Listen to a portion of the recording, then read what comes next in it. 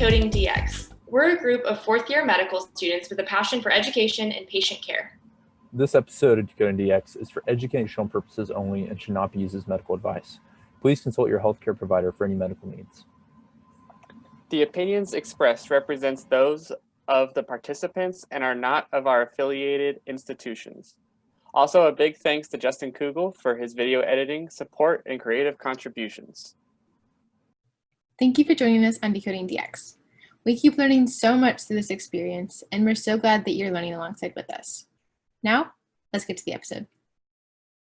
Can you both just kind of introduce yourselves and then say, what year you are in your training, what you're planning to go into, and then something completely unrelated to medicine that you like to do?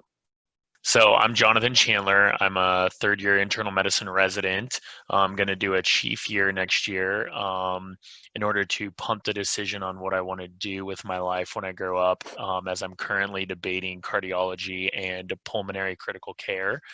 And then just something fun about me, non-medicine related, is I'm a huge foodie and sports fan. So I love going to restaurants and trying new restaurants. So if you see me in the hospital, please provide your favorite restaurant to me, so that way I can try it.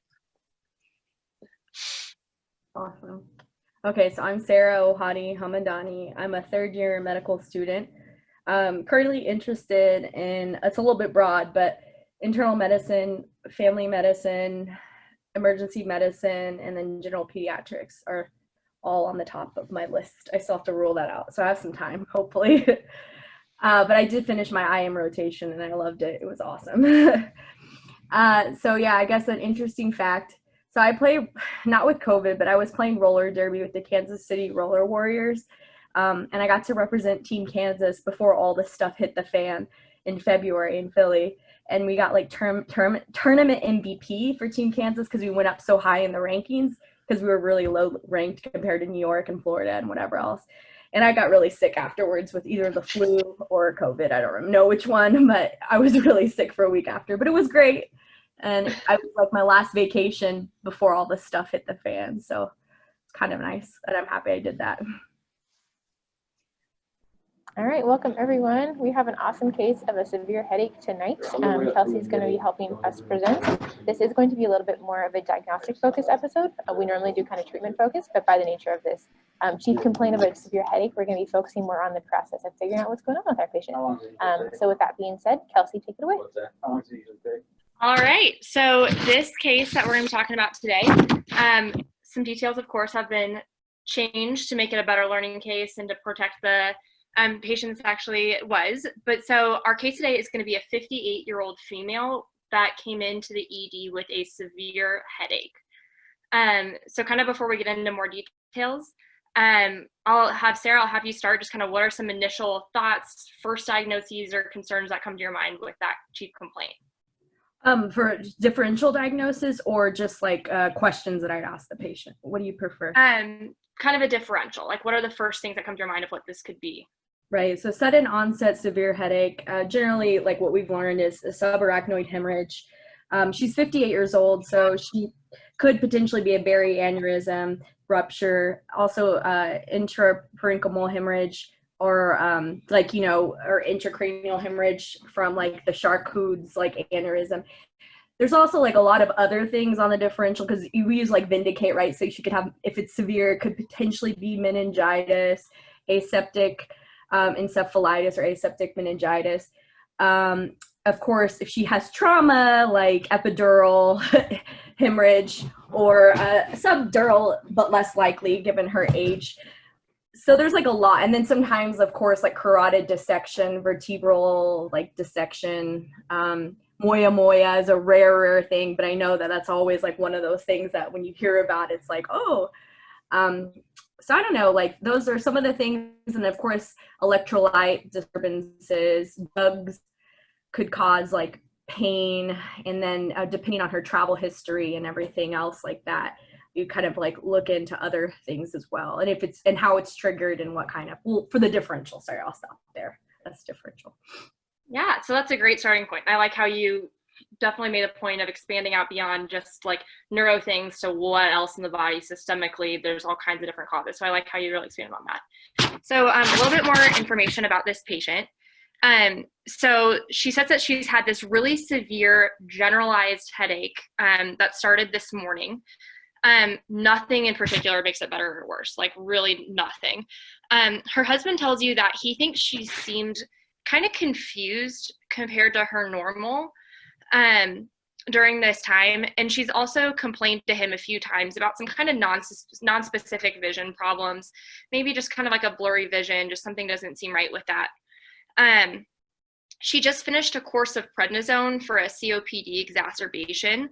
And she has been complaining today of some pretty significant shortness of breath that started this morning, which she's kind of confused by because she just finished a course of prednisone for COPD, but she does note that it's different from her regular COPD shortness of breath. It just kind of feels different to her than that. In terms of her past medical history, she has hypertension, hyperlipidemia, and COPD that were all diagnosed about 10 years ago when she got established with her PCP. And then she also has peripheral vascular disease, and she's status post-carotid endarterectomy after experiencing a few TIAs about 3-ish years ago. And then she also has a diagnosis of scleroderma, the diffuse cutaneous type, which was diagnosed about 8 months ago. Her medications, she's on lisinopril, atorvastatin, clopidogrel, aspirin, tiotropium, and as needed albuterol. And she says that she's been out of her medications for, she's not really sure, probably about a month or so. She's not out of all of them, it just, she's a little kind of unsure. She knows she's out of some of her medicines though. And in terms of her social history, she previously smoked. She has a 35-pack year history of smoking cigarettes, but she quit after having those TIAs a few years ago. Those scared her enough that that was kind of a good starting point for her to quit. And she denies any sort of illicit drug use. So I'll kind of stop there with information at this point in time. We'll kind of give John a second to catch up. But I'll kind of first start with Sara and then jump to Jonathan. So Sara, is there anything else you want to add to your differential or narrow it in any way kind of at this point in time? I know because she has COPD, maybe hypoxia, hypercapnia, induced headache. I know that's like rare, but like I know altitude sickness, you can get headaches. So potentially that. And then she had the carotid endarterectomy. So I guess you could put in ischemic stroke just in case because of her hyperlipidemia, hypertension. I know it's less likely to have pain, but that could be something, or another TIA versus CVA. And then I guess, was it just one day ago, or was it like today, her headache? I'm curious. It started this morning. This morning, okay. I guess temporal arteritis, because she was on steroids, so like giant cell arteritis, potentially, like because she had some vision changes. We'd ask her if she had like the kind of loss of vision on certain times, like whatever it's called, like the I don't know how to say it, fuga or whatever, that weird language, Amerigo, whatever, fuga, I don't know how to say it. So, but like with GCA, that's something to consider too, because she has an autoimmune disorder. So I'd say that. And then I guess like if she's had a history of with scleroderma and being on prednisone, she might have potentially a reduced immunocompromised system. So potentially like HSV, VZV, and like the trigeminal neuralgia, and like if she has a rash on her face associated with her headache, I know that would be less sudden onset, but I don't know. And then glaucoma, I guess you could consider that, because she had some eye pain or some vision changes. And then not glaucoma, sorry, like increased intraocular pressure. So like a mass, like a neoplasm because of her smoking history. So like a brain mass or like mets to the brain from lung cancer potentially is the primary. And then trying to think. Okay, yeah, I think that is a fantastic starting point. Oh yeah, acute angle closure glaucoma is the one. Yeah. Okay. Sorry. Yeah. No, that's a fantastic starting point. I mean, that is a great differential. That's a Horner syndrome too, because of Anyways, I'll stop. Yeah. So Jonathan, do you have, that was a pretty comprehensive list. Do you have A, anything that you would want to add, and B, any sort of like framework you like to use for a headache, Sure. or like big buckets of kind of categories of things to put stuff in? Yeah, so I think it's a great question. So I think that's a really good differential. It's extremely broad. The only thing that, and you rattle off a ton of stuff, so I may have missed this, is some sort of thrombosis. So intracranial thrombosis or like venous thrombosis and stuff like that. Maybe more common in like a younger female or something like that, but some sort of thrombosis. But otherwise, really good differential. So I think so we're obviously in the ER. I think that's, whether you're on an exam setting or you got to kind of remember what setting you're in, right? So if you're in an exam trying to come up with a differential, are you in an ER or are you in a clinic?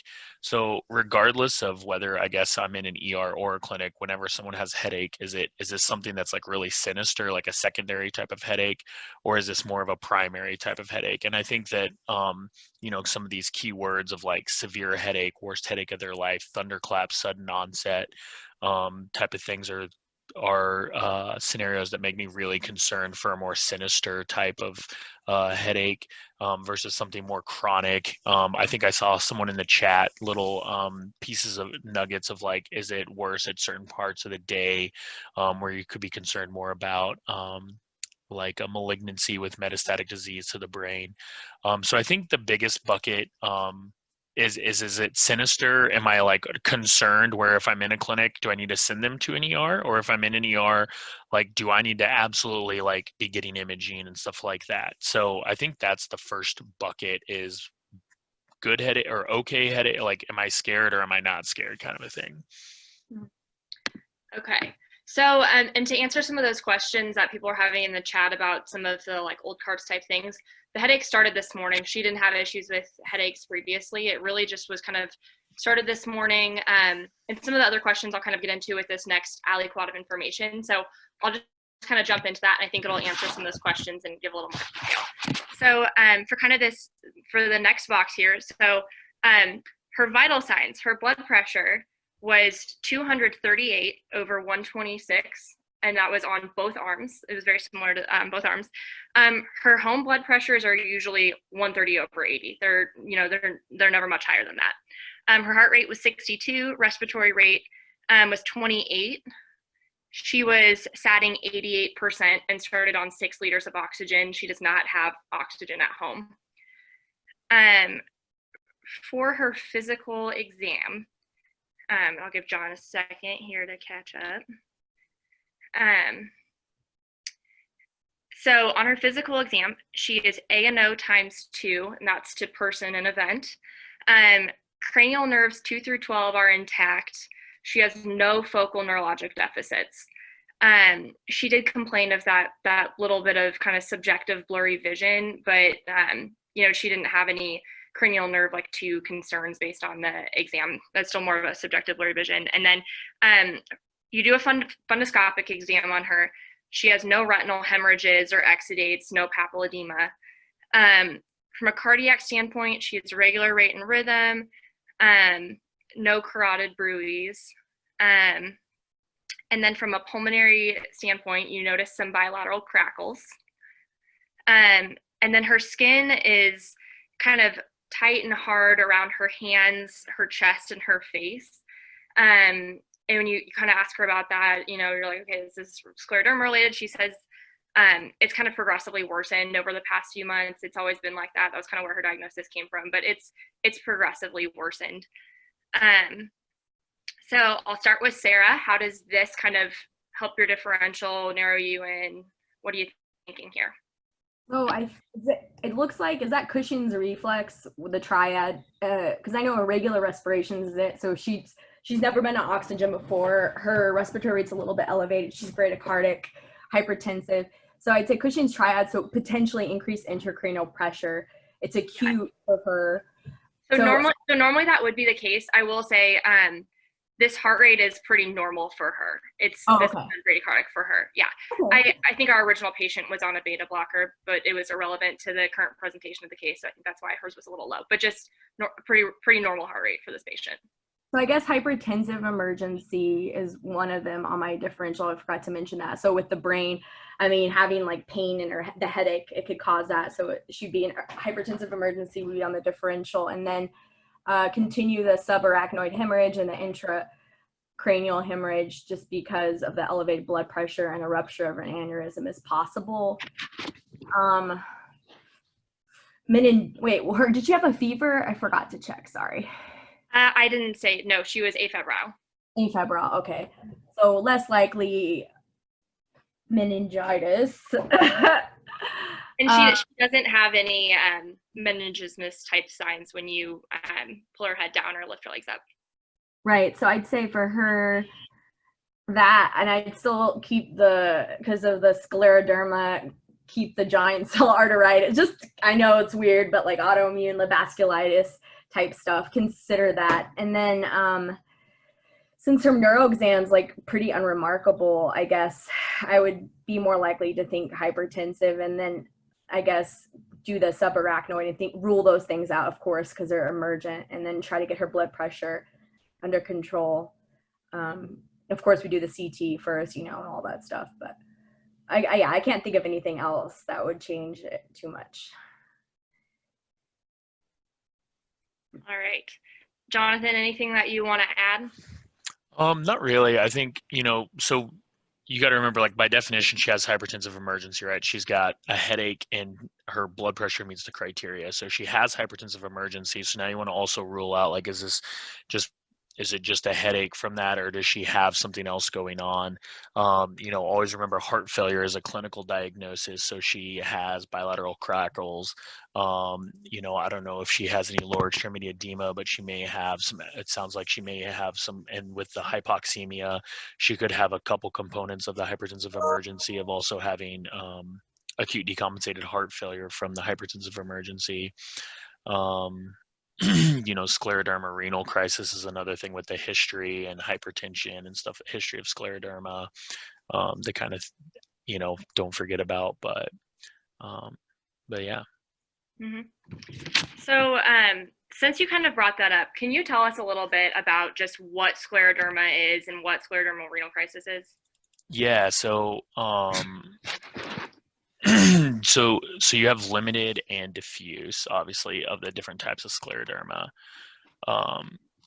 And I have to go back and review every single time. So, and just, I think it's one of these things within internal medicine, is there a time, like, when do you consult someone? So when someone comes in, and I've only seen it, like, been kind of involved peripherally on one case of scleroderma renal crisis. But that's like typically getting a rheumatology consult involved to help manage that. So that's just something, typically it's more of like a hypertensive emergency type of thing, and you can have the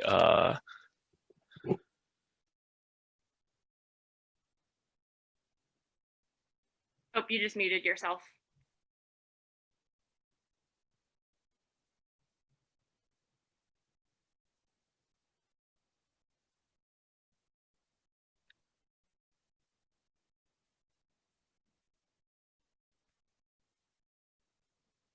Uh-oh. I think we might have lost him for a second. That's all right. When he hops back on, we can have him keep going on. But kind of what he was saying, yeah, that's exactly what we did. We consulted both renal and immunology in order to, nephrology and rheumatology, in order to kind of get their input on that, because it was kind of like, okay, this is kind of outside our wheelhouse at this point in time. We didn't actually think of it until the patient was admitted, and we consulted them at that point. But so we'll say, yes, we're consulting them, we're going to get them on board. So in the meantime, kind of our next question is, so like he was saying, this meets the technical definition for a hypertensive emergency. So what labs and tests, like with a blood pressure this high, we're concerned about end organ damage, right? So what labs and tests would you say you definitely want to get at this point to really make sure that, like, basically find out what the severity of this is? So Sarah, Sorry, are you guys able to hear me now? Yes, I like yeah, I can hear you. totally, I don't know what happened because I'm on a KU computer. So just to I know you guys kind of moved out, just to finish the thought, but like, so typically it's acute onset renal failure with someone with the history of scleroderma and hypertensive emergency or malignant hypertension. And then they will also have, if I remember correctly, a fairly normal urine sediment.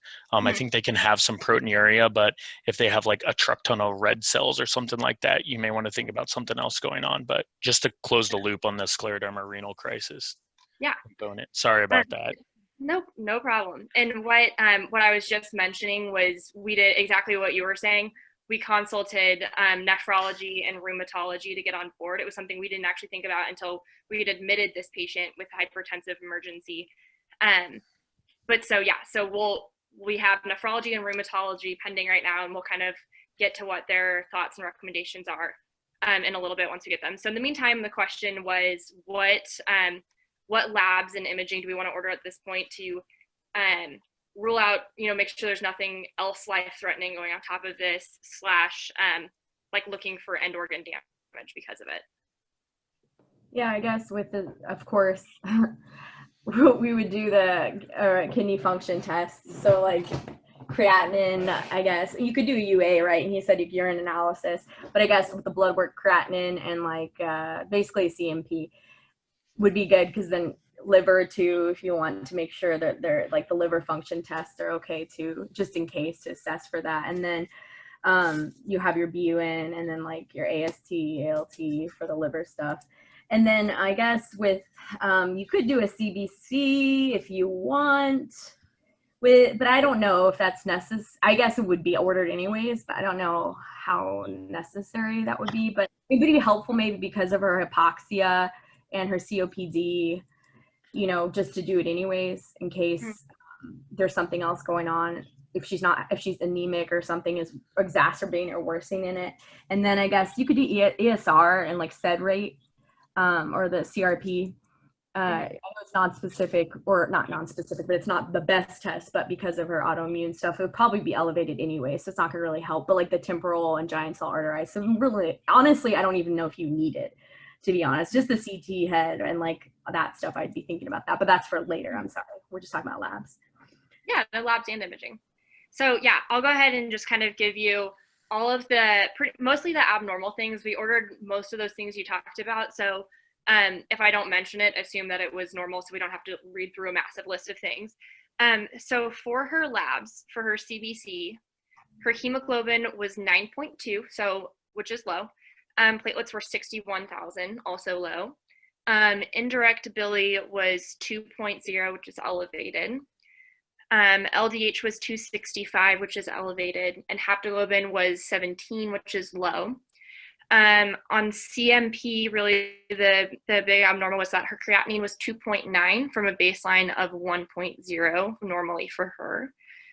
And then she had a UA which showed 2+ blood and 2+ protein, so kind of a little bit of a little blood, a little protein, but also not massive like gross hematuria or anything like that. We did get a urine drug screen on her, which was negative. And so that was kind of so far the labs and whatnot that we had at this point in time. And then initial kind of imaging and other interventional other things like that. So we got an EKG for her, and that showed evidence of left ventricular hypertrophy, LVH, and no evidence of ischemia. On chest x-ray, that showed moderate pulmonary edema. And the CT head showed no hemorrhages, masses, or any other acute intracranial pathologies.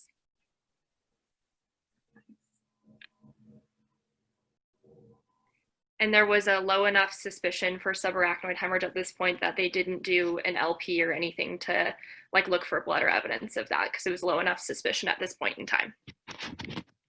And then in terms of consults, rheum and immunology are both pending still at this point in time.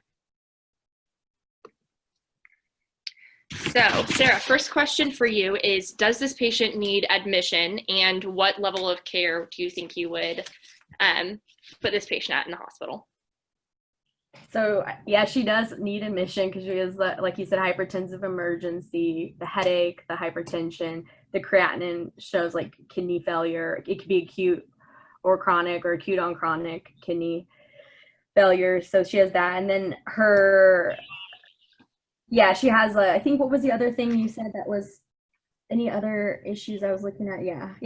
She should be admitted. And then bilirubin too, there's that too. So she has multiple organ dysfunction. So I'd say, like, I don't know, would you do the MICU or just the floor? I don't know, honestly. I would probably put her, because of all of her conditions, I'd probably say like MICU, or personally, but I'm also a med student, so don't ask. Yeah, no, you got that right. We did end up, she was admitted to ICU level care for a variety of reasons. One being her systolic blood pressure systolic greater than 180, diastolic greater than 110 with evidence of end organ dysfunction. Those are pretty good. That's a pretty good kind of rule of thumb of like, this is probably going to be ICU level care. Also, if they end up with invasive monitoring, especially if they're going to be titrating like IV antihypertensive, things like that, a lot of times they'll end up in the ICU based on that, which I've kind of learned is institutional based. Some institutions, the floor nurses will be more comfortable titrating certain antihypertensives without invasive monitoring, whereas there's others, they want ICU level care. So a lot of it kind of just depends on where you're at. Jonathan, do you have anything else to add to that? No, I was just shaking my head. Yes, it's very institution dependent. So like some things like would, have a higher threshold to go to the ICU at like the Kansas City VA. Like they don't, even if someone's in needs any sort of like IV titratable medication, they have to be in the ICU for that. So anyway, yeah, I think that's a really good thing. One quick thing, you were thinking about the CBC as to whether or not that would be helpful. So I think one of the things which we obviously found is try and keep in mind like what sort of potential procedures you may need to do. So like if you're going to do an LP on somebody, would you want to know something off their CBC, such as like what their platelet count is before you go sticking a needle in their back, kind of a thing. So I definitely think, and also looking for things like, are they anemic? Are their platelets low? Is there evidence of like DIC and stuff like that going on? So and just echoing, like, I think it's definitely useful to get that to CBC there. Yeah, definitely. Okay. So since this patient, the labs kind of reveal a few other things, a few things going on, I think it could be kind of helpful to make a problem list / kind of refine the differential going on right now. So Sarah, would you mind kind of doing that for us? Okay. I think refine the hypertensive emergency, at least for now, because her CT scan was unremarkable, right? There wasn't any signs of bleed or anything, so I'd probably say that. And she had signs of in-organ damage. She has like the LDH elevated, the haptoglobin, so it's either could be like anemia of chronic disease, or it could be like micropathic, hemolytic anemia or whatever, microangiopathic hemolytic anemia, which is like a sign of in-organ damage. And then potentially for her, just to make sure, troponin for an in-STEMI, because we did an EKG, it was just the LVH, but you can get an in-STEMI too. So yeah, I think just making sure that we can stabilize her and just do the hypertensive emergency for now. And then with like the autoimmune stuff kind of being worked up with rheum and everyone else's consults at the same time and what they have to say. Mm-hmm. Yeah, and that was an awesome call with the troponins, and those were negative, which was something that we didn't mention. But that great call with that. Always want to check for kind of end organ damage, and with the heart kind of being overworked with the hypertension. So good call on that. And great job bringing up the microangiopathic hemolytic anemia as well, because that's definitely what all these labs are pointing towards, with the low hemoglobin, low platelets, low haptoglobin, injectability, and LDH up. So great job with that. So let's see. Jonathan, could you tell us a little bit about like the concept of flash pulmonary edema and like what causes it? Because we haven't really gotten back yet to the shortness of breath component of it. So could you talk a little bit about that? Yeah. So, I mean, I flat out honest, couldn't really give you the pathophysiology of exactly like what actually happens. My suspicion would be it would have to, if I had to BS something together, possibly like the acute hypertension causing basically a leakage of the like capillaries, essentially causing the pulmonary edema. But yeah, I mean, you can get, I mean, so if you get like on a rapid response and someone has like it's kind of on the differential for someone coming in or that has a brand new oxygen requirement, like out of nowhere. I mean, obviously think about PE, but flash pulmonary edema, especially in someone that's super hypertensive like this, is something that you want to think about.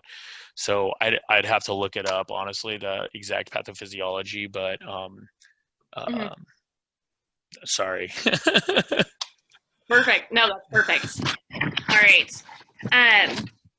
So let's kind of talk a little bit about, now that we've kind of talked about like problem lists a little bit, what are some interventions that you guys would like to take at this point in time?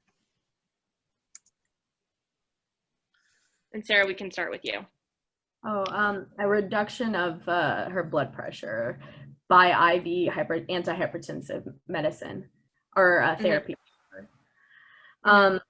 I guess you could do like a calcium channel blocker, but I know she's having the kidney stuff too. So I don't know. There's like a lot that you could use. I don't really know what they would use in that situation. I don't know because it's hospital specific in the formularies. So I don't know. Just like that's I think for first, of course, that would be the big thing. And right. Yeah. Blood pressure. Stabilize her airway, breathing, circulation, all that. So think of those things. So. Yeah. Jonathan, anything? Put a comment. Go ahead. They said in scleroderma renal crisis, captopril is the drug of choice for this. Yeah, and that's a really important kind of like pearl for this is that with sclerodermal renal crisis, that is essentially the one scenario where you have hypertension with an elevated creatinine, where you are going to actively choose to use an ACE inhibitor as opposed to a different one. Because normally when you have a creatinine bump, you hold ACE inhibitors and you're like, we're avoiding these forever. And so that's why, or not forever, until the creatinine comes back down. But that's the importance of the room and immunology consults is you want to be really sure this is sclerodermal renal crisis because you're going to be using an ACE inhibitor in that scenario. And I'll kind of get here as soon as we finish this discussion, I'll kind of get into what room and immunology say, and we can kind of further refine some of the decision making with that. But super important point is that's when you use an ACE inhibitor, because the thought is that so scleroderma is basically a collagen overproduction type issue, and so there's a lot of that happening in like the renal arteries, and so basically there's like cutoff of blood flow to the kidneys, and there's elevated renin, like RAS activation, and it kind of creates this vicious cycle. And so the ACE inhibitor interrupts that cycle, is kind of the basic high level view of why ACE inhibitors are going to be the treatment of choice. So let's see. So kind of right before I kind of give you everything that we did on admission, I wanted to ask Jonathan, are there any particular things that you're thinking about when making the admissions orders for this patient of like serial exams or serial labs, or just what are you thinking with admission orders? So just to kind of go back to in someone with hypertensive emergency, so you want to rule out like a bleed, right? Because it's basically like, is there something that you want, or there a bleed, like what's your goal blood pressure? So you want to rule out a bleed, and then you also want to rule out like an aortic dissection. So I think she had Kelsey told us that there was blood pressure was similar on both arms, because that's going to change what your goal blood pressure is. So then with you not worrying about those kind of things, then you can kind of go with the classic where you want to kind of slowly reduce it and bring it down.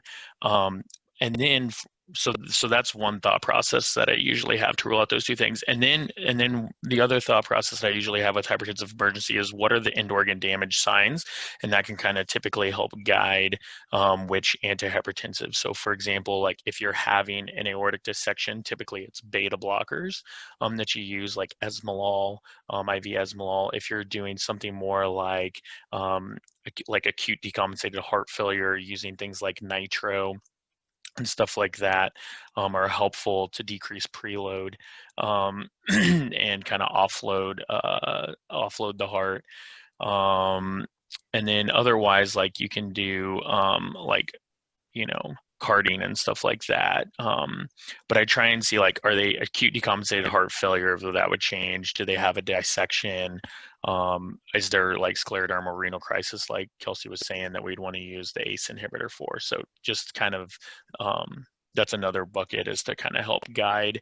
And there was, I wish I remembered the source. There was like a good chart that I had in some book that kind of has, the good IV treatments for hypertension for patients based off like kind of what their end organ damage is. What else did you ask, Kelsey? Admission orders. Yeah. So I think so that tells you like how quickly you want to bring your goal blood pressure down. Other things like labs. So I mean. Like, we don't think she's actively bleeding, so I don't think we need to frequently check her hemoglobin Q4 hours if she was in with a like a GI bleed or something like that. But obviously she's going to be in the ICU, so you're going to be able to kind of have very close monitoring of her blood pressure. Yeah, I think those are the big things that I can think of with, the ultimate thing is controlling the blood pressure and bringing it down, I think, at this point. Mm-hmm. Yeah, absolutely. So for kind of our next section here. So we, admitted her to the ICU, like I mentioned, started her on a nitroprusside drip. And that was especially since she had some of that confusion. So especially that she had like evidence of encephalopathy with it. And so we got so in the real case, this was the point in time where we recognized, could this be sclerodermal renal crisis? And so we didn't get nephrology and rheumatology on board until this point. And so she was already on the nitroprusside drip, and we kind of heard back from them. And so here's essentially what nephrology and rheumatology told us. So they said hypertensive emergency, kind of purely that in itself, often occurs in the setting of poorly controlled hypertension, which our patient has been, out of meds recently, but her blood pressures at home have been like 130s over something. And so it didn't really fit that picture as much, versus sclerodermal renal crisis is an acute onset hypertension with renal failure, like you were saying earlier, usually with no previously known kidney disease. And it almost always occurs within the first few years of a sclerodermal renal crisis. Like 75% of them are in the first 4 years of diagnosis of scleroderma. And glucocorticoid use can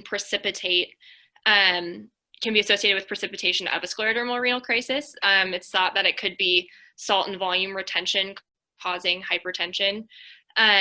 But it's also, most of the studies have been observational. So they've also said it's possible that people have been using steroids for like a myositis or something associated with worsening scleroderma. And it was actually, the corticoids were more of a correlational thing, just because their scleroderma was worsening. They needed steroids for something with that. And then that happened to be, just lining up with the worsening and progressing to renal crisis.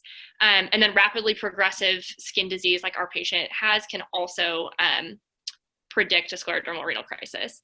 And so our consultants decided to recommend moving forward with treatment for sclerodermal renal crisis.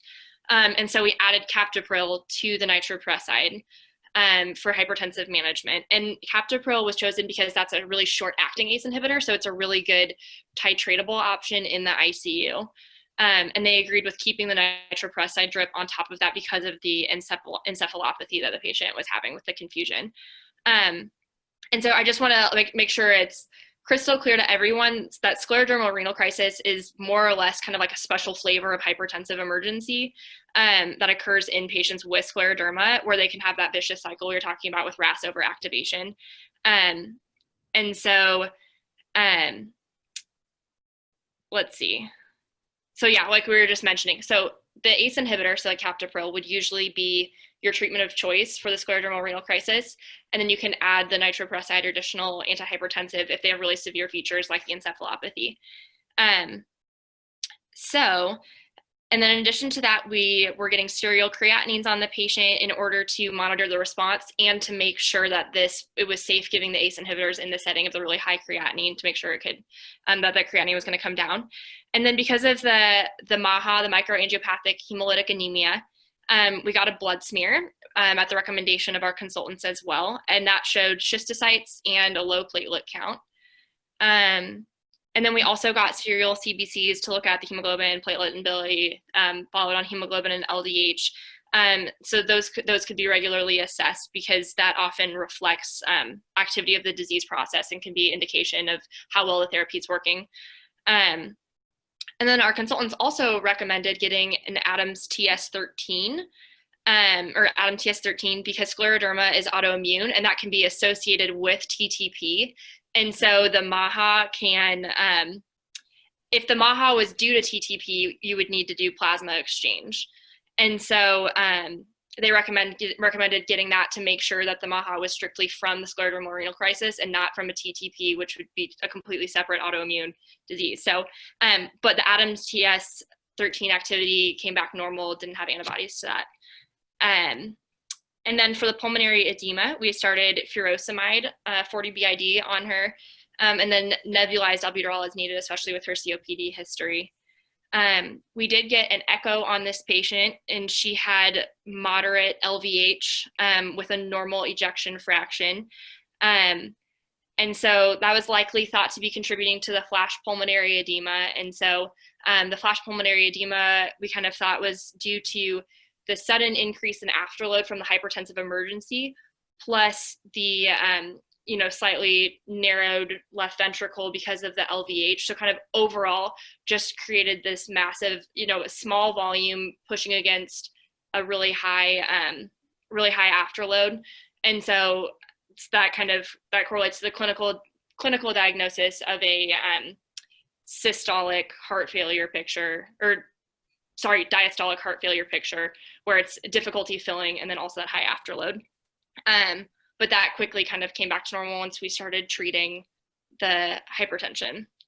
And then the final kind of interventional thing at this point in time was that we did place an arterial line and got an initial ABG on the patient. And so that initial ABG showed a pH of 7.41, a PCO2 of 42, PO2 of 61, and bicarb of 28. So I know that was a whole bunch of stuff all at once. But a bunch of those things we kind of talked about, but kind of the big picture there was that immunology and rheumatology said, let's move forward in treating this hypertensive emergency as a sclerodermal renal crisis, as that being like the cause of the blood pressure being so high. So with all of that being said, any initial Can I ask thoughts? you a question? Yes, absolutely. What just out of curiosity, so I'm learning things here too. This is awesome. What the prednisone, did she get? I had not heard of that being that can kind of cause that. And I was just looking up here really quick. Did she just get the typical like prednisone course 40 for 5 days kind of a thing? Or did she get a prolonged steroid taper? And if you don't know, not a big deal for that COPD exacerbation she was recently treated for. I don't know, but I do remember reading that it's usually doses greater than 15 a day of prednisone equivalent. Yeah, so that was super surprising to me. I mean, those aren't like wildly high doses of steroids. When you think about, we throw people on with COPD exacerbations on that all the time, higher than that all the time. So that was just, that's cool. Interesting. Yeah. Sorry to stop there. No, that's perfectly fine. So let's see. So Sarah, I'll ask you first. I know there's a whole bunch of information. I kind of wanted to narrow in on the ABG first. And if you haven't looked at ABGs in a while, it's totally fine to be like, I have no idea. Oh, no. But so kind of the quick question is, so what would you normally expect on an ABG for a patient, especially one with COPD? And what do you think about the one that we have here? So yeah, they'd be a little bit, with the COPD, they retain CO2, so hypercapnia, and then mild hypoxia. So I think, and like she has bicarb is a bit elevated, so it's metabolic, like, what is it?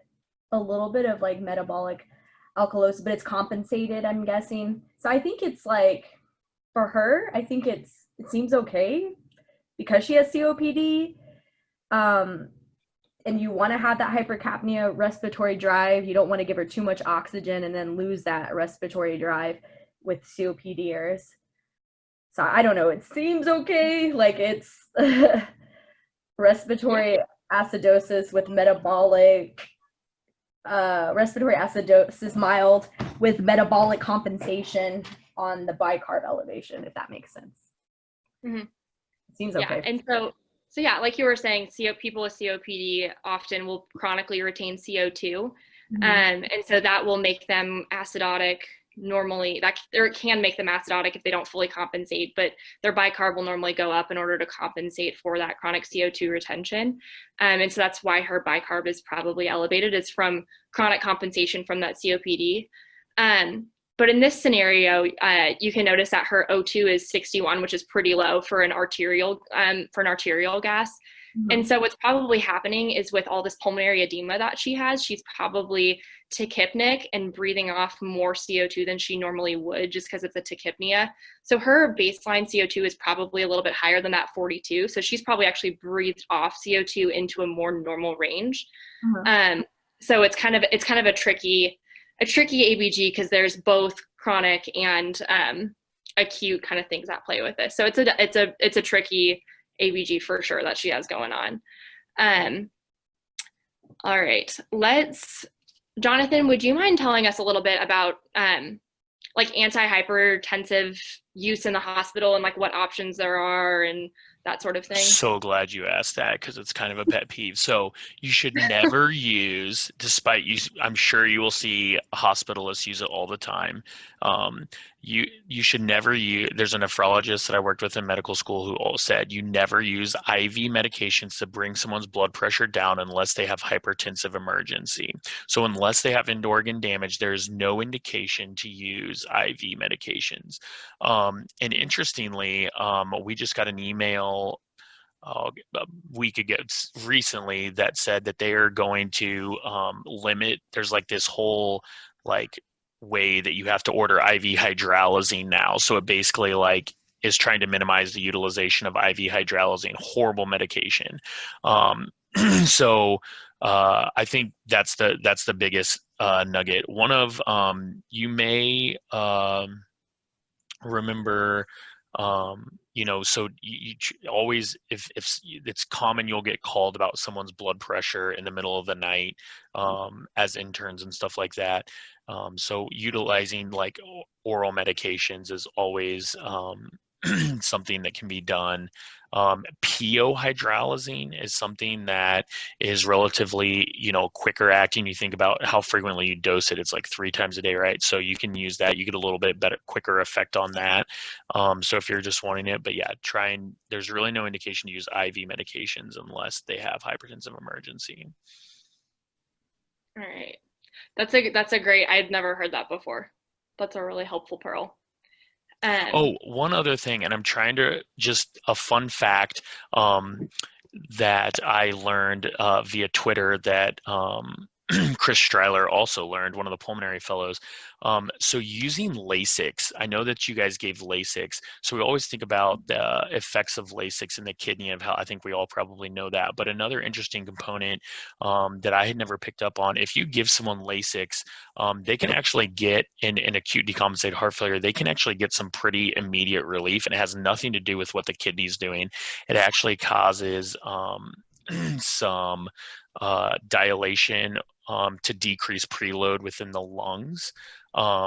And that can cause like an acute basically response to get them some relief from their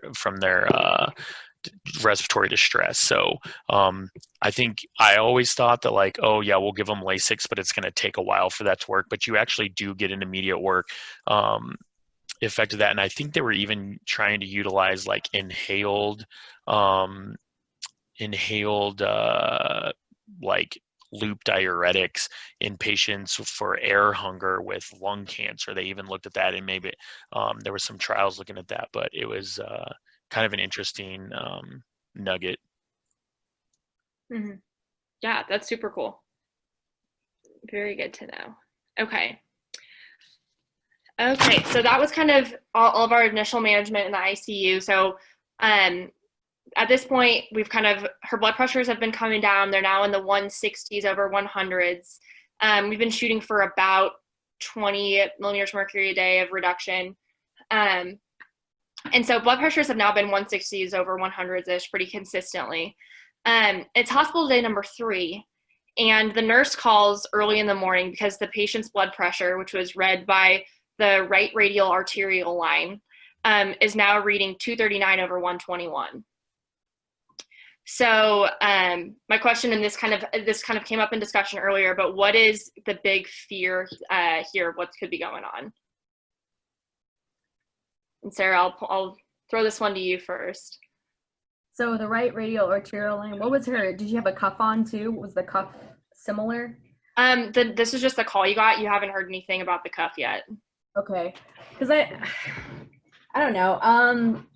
Well, I'd be like, if we had the cuff, then I'd be like, let's make sure that sometimes the art line can be messed up. At least what I learned in the ICU or the trauma SICU when I was in my surgical rotation.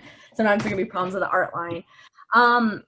What would we be worried about, like with the blood pressure again coming back up?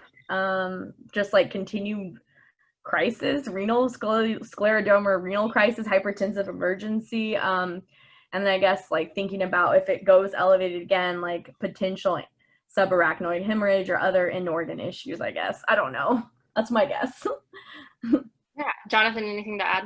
Yeah, so I mean, I think you you always had a great, like, is there something wrong? So I think like with the equipment, right? So you get called for someone that's hypoxemic all the time. We'll make sure their fingers, like they don't have nail polish on their fingernail, or their fingers aren't cold, or that the probe's like appropriately on them. So I mean, making sure have they been getting cuff pressures? Has it been correlating with the art line? And then if there is concern, I would take blood pressures in both sides to see kind of on both arms to see if there's a difference and stuff like that. So to try and see if you can get a similar reading. Have them re-zero it out and everything like that too. Yeah, so that was exactly all the same thoughts. And so you go to the room, patient's completely, fine sitting in bed, doesn't have any chest pain, doesn't have really any complaints. And so you put the cuff on, you take manual pressures, both right and left arms. And the manual pressures were 150s, 160s, over 90s, kind of right around where she had been for a while. And that right radial art line was still running really high. And so this was a really interesting tidbit that we learned out from one of the intensivists we were working with, was that with scleroderma, because it's this disease of excess collagen deposition, and because it can be associated with Raynaud's, they can actually have some pretty significant obliteration of their peripheral vessels. And so the art line itself could have actually been reading, in the 240s systolically, because that was the pressure the art line was seeing because of the obliteration of those vessels, and scleroderma specifically. So that was a really interesting kind of teaching point that we came across that none of us had ever heard before. So we took the art line out because it was no longer useful to us, and her pressures were down in a pretty safe range at this point in time that we felt comfortable not having it. So at this point, kind of final inpatient, day number 4, start reaching some resolution with the patient. So like I said, we were bringing the blood pressures down with a goal of about 20 a day, bringing it down with a combination of nitroprusside. We only use the nitroprusside for like 36-ish hours because there is that risk of cyanide toxicity with it. And so we used it for only about 36 hours. And that was also part of why we were getting ABGs, was because you can start seeing cyanide toxicity on the ABG. You can see like the O2s can be shooting up, and there's a variety of things you can see with that. And we used hydralazine for a little bit of time, but ultimately ended up coming off the captopril and switching to her home lisinopril.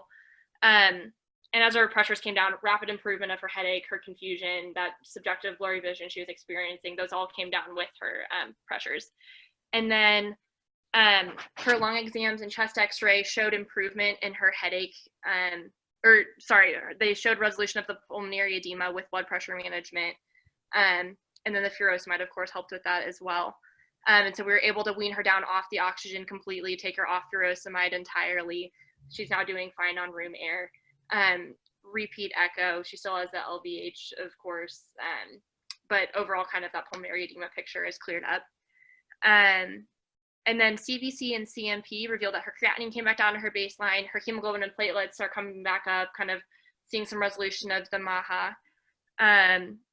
And then steroids were added to the adverse effects kind of section of her chart of kind of medications to avoid unless necessary, kind of always having that risk benefit. But like we kind of mentioned before, it's still unclear if, steroids themselves actually can cause sclerodermal renal crisis because of retained volume, or if that's more of an observational type thing. Studies are still seem to be kind of unclear with that. So Jonathan, what would kind of be your plan for sending this patient home? Like, would you just return her to her home meds and just kind of a plan to make sure she fills them, or any additions or subtractions that you'd make? Yeah, so I'd have to refresh my memory on what. So she was on lisinopril, was her only home blood pressure medication. Was she, refresh my memory, was she taking it? I mean, so just like assessing compliance, what had they previously been running? And honestly, this is something I don't know. Like, do you, once you've had scleroderma renal crisis once, like, do you need to, like, are they a higher risk for getting it again? Can you get it again? Stuff like that. I truly don't know that. But I mean, I think, typically like very close outpatient follow-up, if it seem like they're a compliant person, monitoring their blood pressure, and you can titrate it up in the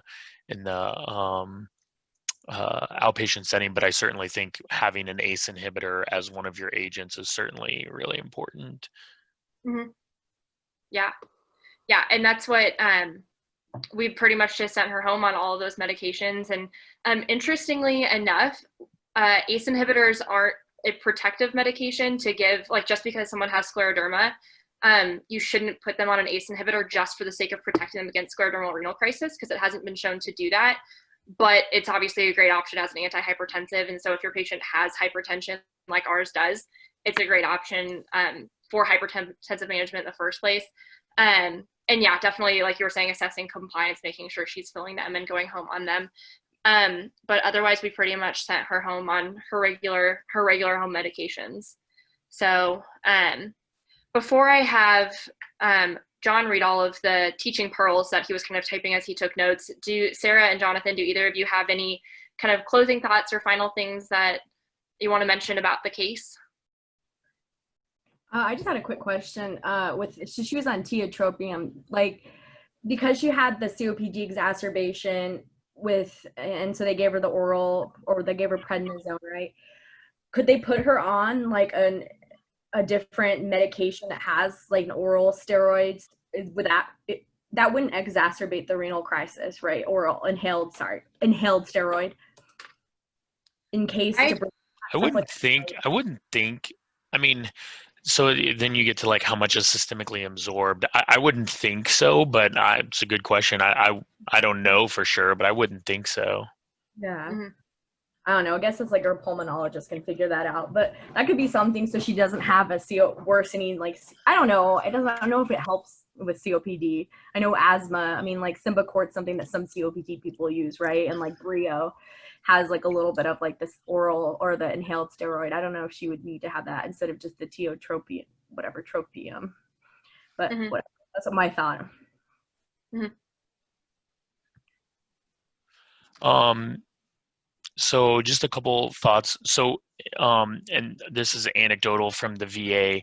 So if you have an intubated patient and and they do have, and you can't really assess, like, are they symptomatic?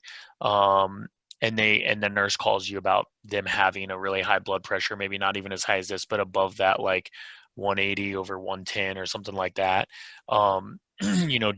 I would still try and rule out like end organ damage because that's going to change your management, right?